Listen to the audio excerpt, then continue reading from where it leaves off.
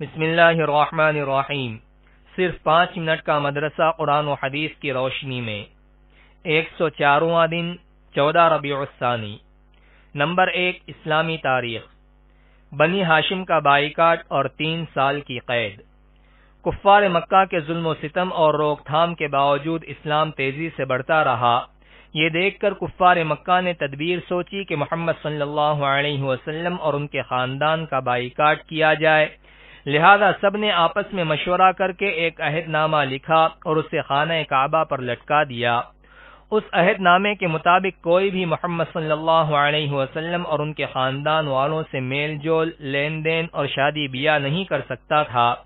لہذا رسول اللہ صلی اللہ علیہ وسلم کو بنی ہاشم اور مسلمانوں کے ساتھ ایک گھاٹی میں جانا پڑا جس کا نام شعب ابی طالب ہے۔ یہاں ان لوگوں نے 3 سال کا زمانہ گزارا جس میں سخت تکالیف کا سامنا کرنا پڑا۔ بھوک و پیاس کی شدت کی وجہ سے ببول کے پتے تک کھانے پڑے۔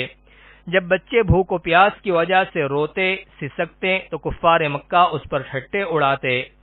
3 سال کے بعد اللہ تعالی کی رحمت اور ایسی مدد آئی کہ خود کفار ایک دوسرے کی مخالفت کرنے لگے۔ اتفاق یہ کہ ابو طالب خانہ کعبہ میں بیٹھے ہوئے ساری باتیں سن رہے تھے۔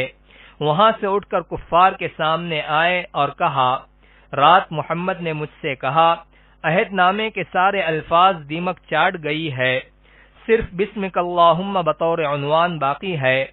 جب عہد نامہ دیکھا گیا تو حرف بحرف آپ صلی اللہ علیہ وسلم کی بات سچ نکلی اور کفار کی گردنیں شرم کے مارے جھک گئیں۔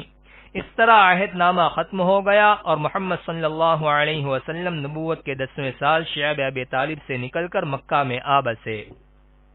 نمبر 2، حضور صلی اللہ علیہ وسلم کا معجزہ۔ قباء کے کنویں میں پانی کا بھر جانا۔ حضرت انس رضی اللہ عنہ ایک مرتبہ قباء تشریف لے گئے۔ وہاں کے لوگوں سے پوچھا، کنواں کہاں ہے؟ لوگوں نے بتلایا۔ وہاں پہنچ کر دیکھا تو فرمایا، ہاں یہ وہی کنواں ہے جس میں سے لوگ اپنی ضرورت کے لیے پانی لے جایا کرتے تھے، تو پانی بہت کم ہو جاتا تھا۔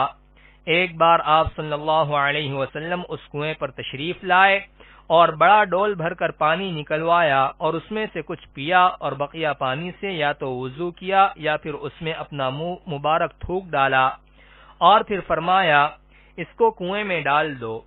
حضرت انس رضی اللہ عنہ فرماتے ہیں کہ اس دن سے پانی کبھی کم نہیں ہوا۔ نمبر 3، ایک فرض کے بارے میں۔ قضا نمازوں کی ادائیگی۔ رسول اللہ صلی اللہ علیہ وسلم نے فرمایا، جو کوئی نماز پڑھنا بھول گیا یا نماز کے وقت سوتا رہ گیا تو اس کا کفارہ یہ ہے کہ جب یاد آئے اسی وقت پڑھ لے۔ فائدہ: اگر کسی شخص کی نماز کسی عذر کی وجہ سے چھوٹ جائے یا سونے کی حالت میں نماز کا وقت گزر جائے تو بعد میں اس کو پڑھنا فرض ہے۔ نمبر 4، ایک سنت کے بارے میں۔ قرضوں اور غموں سے نجات کی دعا۔ رسول اللہ صلی اللہ علیہ وسلم نے قرضوں اور غموں سے چھٹکارے کے لیے صبح و شام یہ دعا پڑھنے کے لیے فرمایا، اللہم انی اعوذ بک من الہم والحزن واعوذ بک من العجز والکسل واعوذ بک من الجبن والبخل وَأَعُوذُ بِكَ مِنْ غَلَبَةِ الدَّيْنِ وَقَهْرِ الرِّجَالِ۔ نمبر 5، ایک اہم عمل کی فضیلت۔ 3 کام کرنے کی کوشش کرنا۔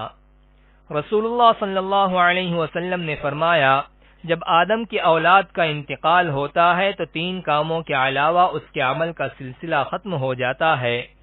ایک صدقہ جاریہ، دوسرے وہ علم جس سے لوگ فائدہ اٹھائیں، تیسرے ایسی نیک اولاد جو اس کے لیے دعا کرتی رہے۔ نمبر 6، ایک گناہ کے بارے میں۔ جھوٹے خداؤں کی بے بسی۔ قرآن میں اللہ تعالی فرماتا ہے، جس کو تم اللہ کے سوا پکارتے ہو وہ کھجور کی گٹھلی کے ایک چھلکے کا بھی اختیار نہیں رکھتے۔ اگر تم ان کو پکارو بھی تو وہ تمہاری پکار سن بھی نہیں سکتے، اور اگر بالفرض سن بھی لیں تو تمہاری ضرورت پوری نہ کر سکیں گے، اور قیامت کے دن تمہارے شرک کی مخالفت و انکار کریں گے۔ نمبر 7، دنیا کے بارے میں۔ دنیا کی چیزوں میں غور و فکر کرنا۔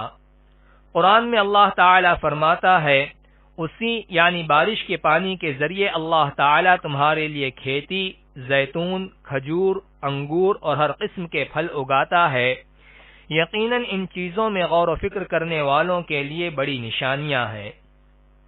نمبر 8، آخرت کے بارے میں جہنم کے دروازے کا فاصلہ۔ رسول اللہ صلی اللہ علیہ وسلم نے فرمایا، جہنم کے 7 دروازے ہیں، ہر 2 دروازوں کے درمیان کا فاصلہ ایک سوار آدمی کے 70 سال چلنے کے برابر ہے۔ نمبر 9، طب نبوی سے علاج۔ کلونجی سے علاج۔ رسول اللہ صلی اللہ علیہ وسلم نے فرمایا، بیماریوں میں موت کے سوا ایسی کوئی بیماری نہیں جس کے لیے کلونجی میں شفا نہ ہو۔